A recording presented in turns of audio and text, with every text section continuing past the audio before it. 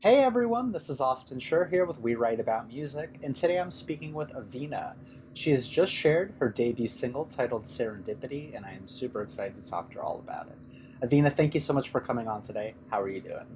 I'm good. Thanks for having me, Austin. I'm You really excited. are very welcome. I am very excited to have you because the song's awesome. Let me just get that out of the way right now.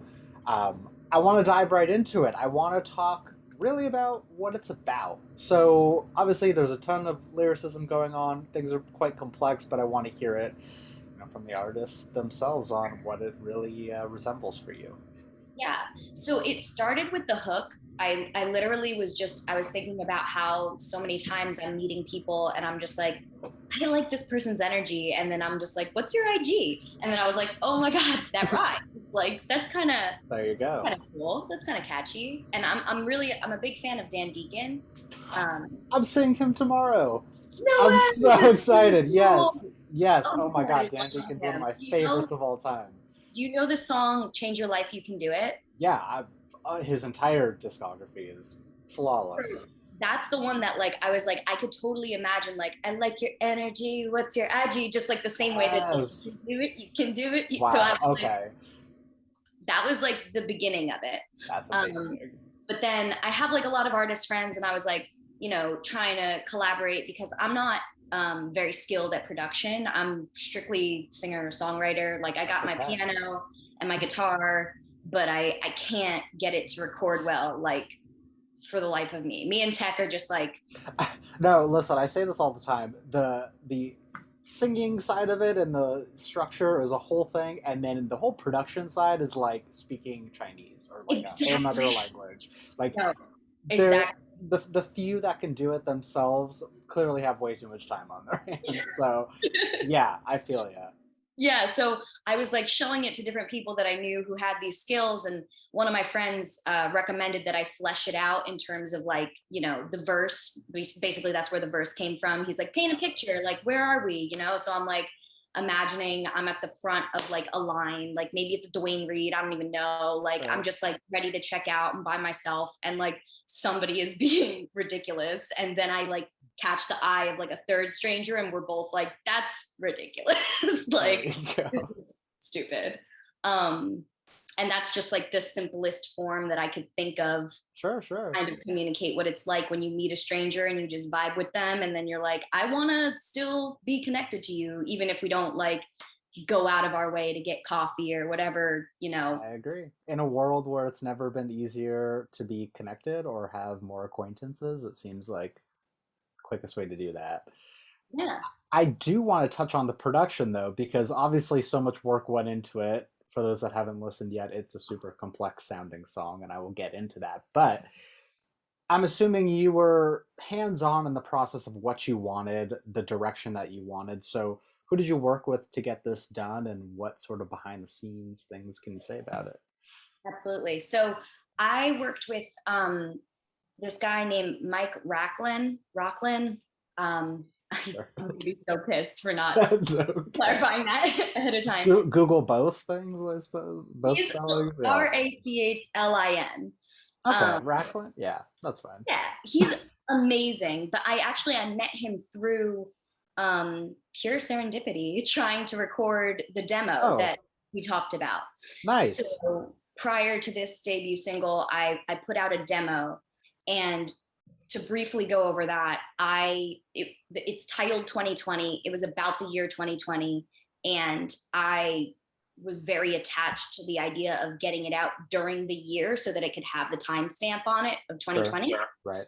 Um, but despite writing it in like July, I kind of procrastinated till like November to like getting in a studio or like getting it Sure, sure. done. So I literally Googled like studios near me, and the first one was like hip hop. I was like, that's wrong. And the second one, the second one was like primarily soundtracks, and I was like, okay, that's more the like atmospheric kind of grandiose because it's very like apocalyptic as you might expect given how the year felt. Um, Yep.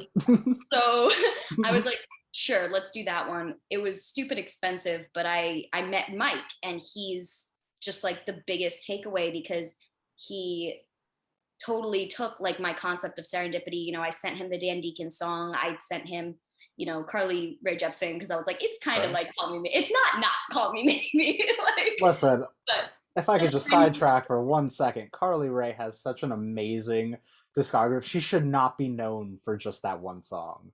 no, but Like like her entire, yeah. Sorry, keep going. the thematically, I'm saying that like Sure, sure, sure. it's similar. I mean, Yeah, hers is definitely more sexual, and mine is meant to be very much like friendship. right. Um, but anyway, I gave him those things, and he came up with this like really cool backing track that then we kind of just worked together. I was like, I love this, but like maybe let's take this out. And then there was like a MIDI portion that I like figured out and sent to him, and then he just made it incredible. He's so talented. I'm so lucky to be able to work with him. That's awesome.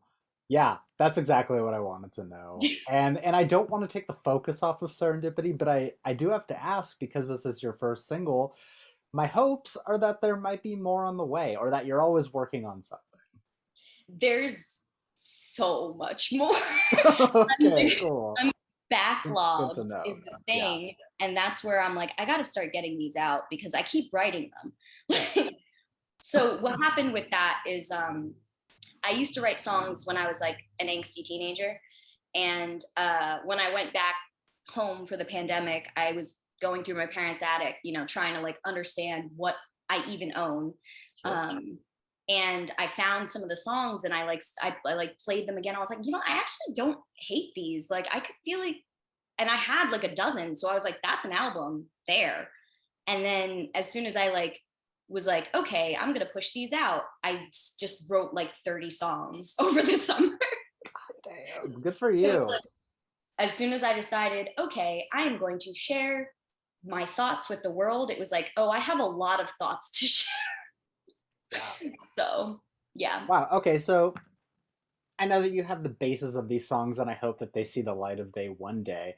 But as far as the production goes and as far as the sound goes, are you going to be looking to experiment, or is it going to be in the same vein as this and sort of like a all over the place but also restrained type song? So I have another song coming out on Halloween. Oh, that's Um, very soon. yeah. Okay. After that one comes out, I'm going to be really focusing on getting good demos that will be like privately housed on SoundCloud that I can then send to some There you go. more producers and get a sense of people who might be more into the genre of the album that I think that I'm going to put out, which is more along the lines of like, um, what's the Juno soundtrack girl, Kimya Dawson, I think is her name. Maybe. Sounds familiar. Yeah, like Sydney Gish, Waxahachie, these kind of Yeah, yeah, like yeah. uh tongue-in-cheek indie girl type music where Yeah, like the emphasis really is on the lyrics. sure. But I do kind of have a lot of different genres that I play around with, which is why I kind of wanted to put out Serendipity like right after 2020, and then put out Daily Dose of Danger right after that, because I feel like they all three have very different vibes and would be categorized differently if, you know, the genre Yeah, overlord were to come down and segregate them. right. Um, I'm actually very happy that you just said that because the next thing I wanted to ask you about was genre influence. Obviously, there's a lot going on in Serendipity. I'd say that its roots are very obviously in pop, but at the same time, I want to hear more from you on what you think if you had to slap a label on it. I know it's difficult because music is everything these days, but what would you categorize it as if you had to?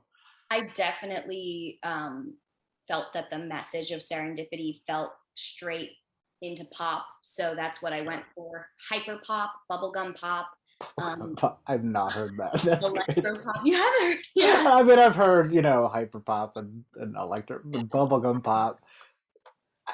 That's actually kind of perfect. Yeah, Yeah. yeah, yeah. I love that.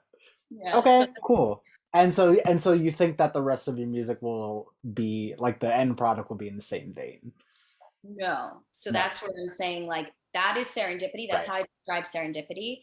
Daily Dose of Danger is very much very moodier. It's sexier. It's Okay. more um ambient and experimental, Okay. Yeah, um, it's going to show off your range. That's for sure. which is the idea. Yeah.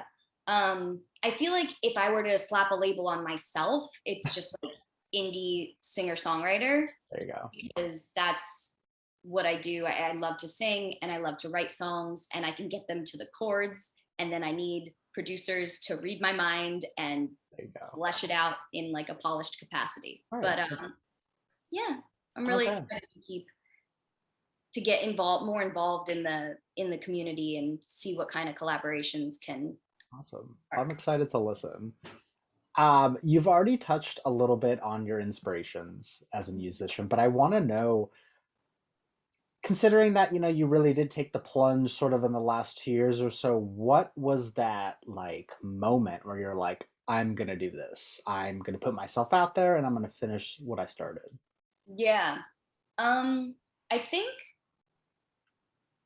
I mean, there's going to be so many interviews that reference this, but it's really the pandemic. I never wanted to be a starving artist because I like money. And Yeah. so, as much as I always knew that art was my passion, I was like, I'm also really smart. So, I'm just going to employ, like, have, like freelance brain for you. What do you need me to do? I can do it. Um, and I did that for, like 4 years after college. I went to NYU for sociology, because I do love people. I'm interested in people. Sure. And then I did marketing a little bit, and then I did construction management, which was very interesting, Wow. Yeah. and more lucrative than it sounds. Oh So no. Oh, there's a ton of money in construction. Yeah. it was pretty cool. Yeah. Who doesn't love a fat paycheck at the end of the day? Exactly. But then the Right. pandemic hit, and I'm like, why do I have all these numbers just sitting over there? And like, what if I don't get to retire? You know what I mean? Like, what did I even make the numbers for? Right. So that's when I was like, I'm going to try to, invest in myself. That's awesome. I think everyone needs a passion project. It's so great having the opportunity to get to talk to artists, anyone that's just starting out or anyone that's established, but really like you can tell there is a constant throughout everyone. They were doing something before that they either did enjoy or weren't passionately fulfilled by, and they found something in art, whether it was painting or in music or acting, and it's just so nice to be like I think humans are geared to be creatives. Yeah. And so the fact that you can actually follow that passion and follow through on it, and also the journey of figuring out, how do I find a producer? How do I book a studio? Like it's just the journey of fun on the way, and I commend you for that. Like it's so cool. I've been calling Seriously. I've been calling this my move fast and break things release. Yeah. That's what the tour is called once you get out there. Like I want to see a big poster that just says that and then like 1,000 tour dates. Yeah, Make it because happen. I wanted to get it out on my birthday, so that was the Okay. release, was on my birthday. Okay, cool. But I did learn a lot from it, so I'm really excited to implement that moving forward, and just keep There you doing that. go. Baby steps, as long as you're headed in the right direction. I do want to know though, now that you have this first single out, you've gone through the entire process of having the songs that you wrote to actually like clicking the publish button.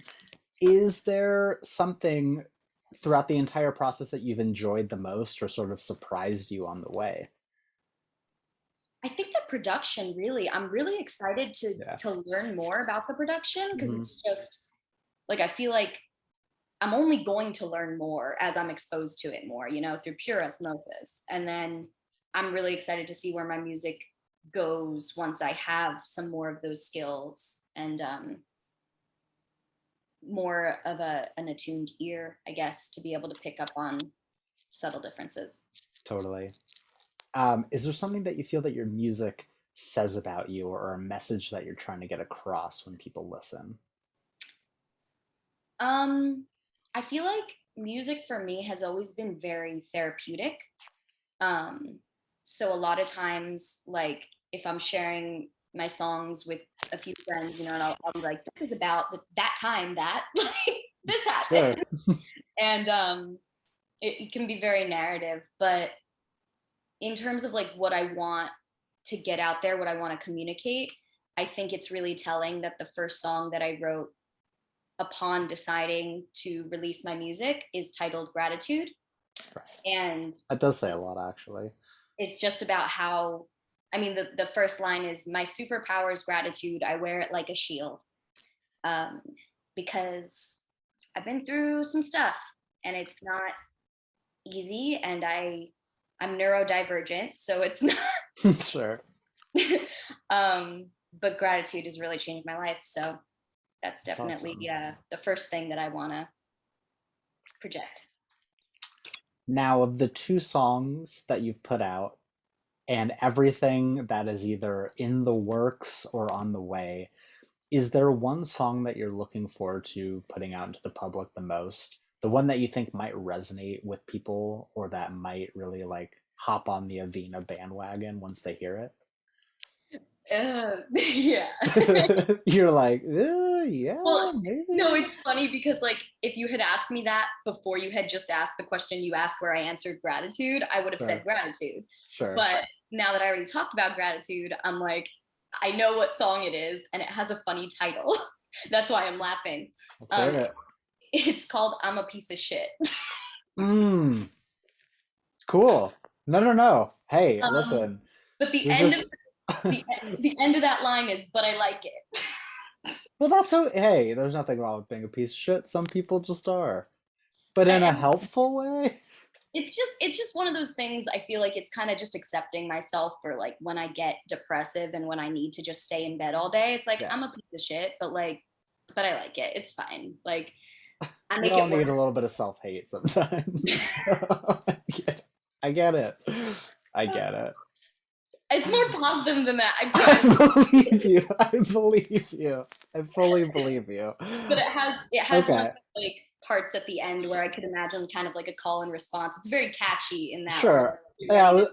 I was just about to follow up. It's like I assume that it's got a very positive, upbeat nature to it, and it's not like you and a piano just like sulking like It's maybe not a ballad. It's crying not music a sob videos. story. Okay, cool, cool, cool, cool. It's no, it's funny. It's meant to be tongue in cheek. Honestly, it kind of reminds me of like you asked me about my genre and stuff. I think that Yeah. one thing that I am consistently is tongue Hmm. in cheek. I like to joke in my music. I like to put little like things in Hey, there. people So shouldn't take themselves too seriously anyway. So if that exactly. reflects in your music, then it's just even more you. So I'd say go for it.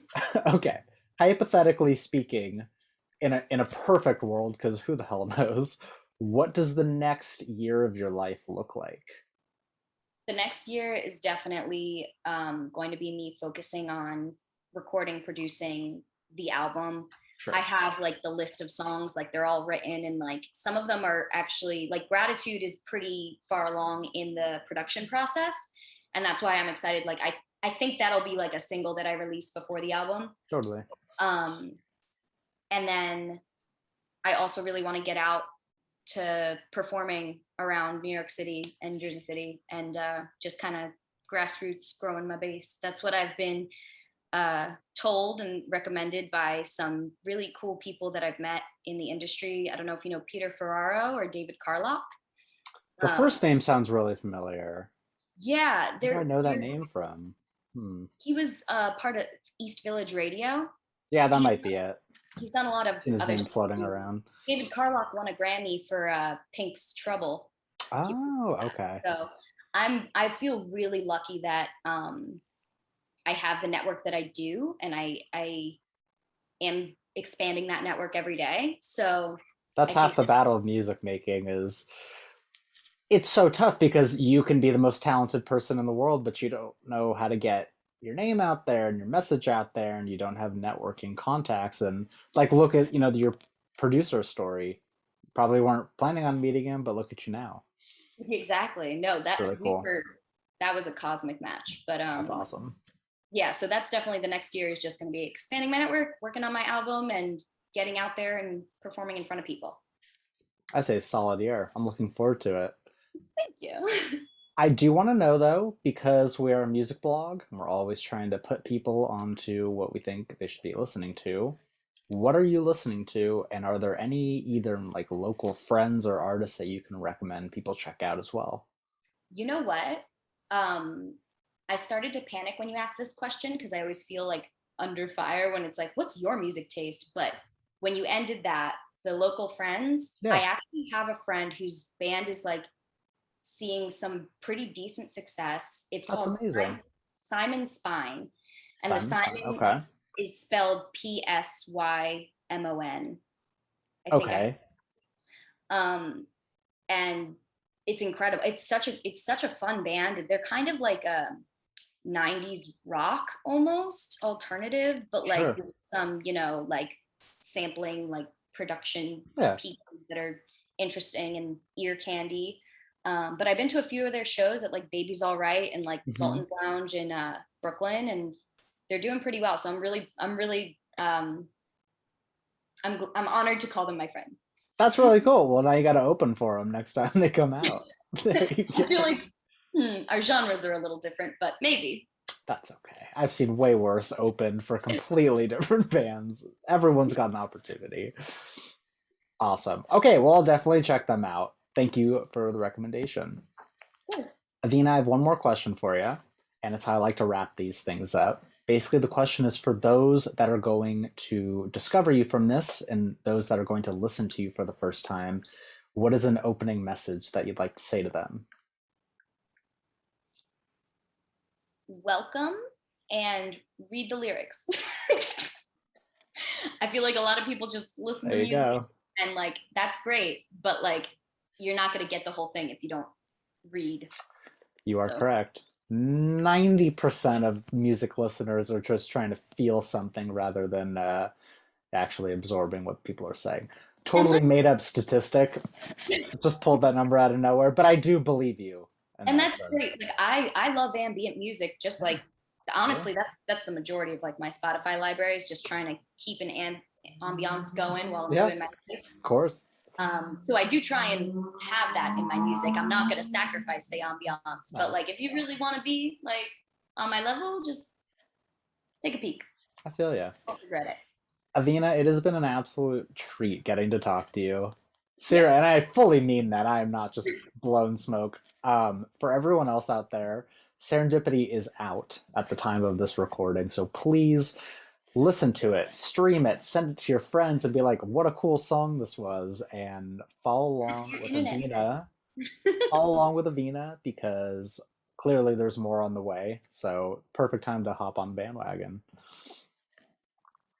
Welcome. Welcome to her world. All right. Thank you so much again. Thank I you. hope I run into you in New York someday. Yeah. And we'll definitely be speaking soon. Thank you so much again. Take care. Thanks, you too. All right. Bye bye.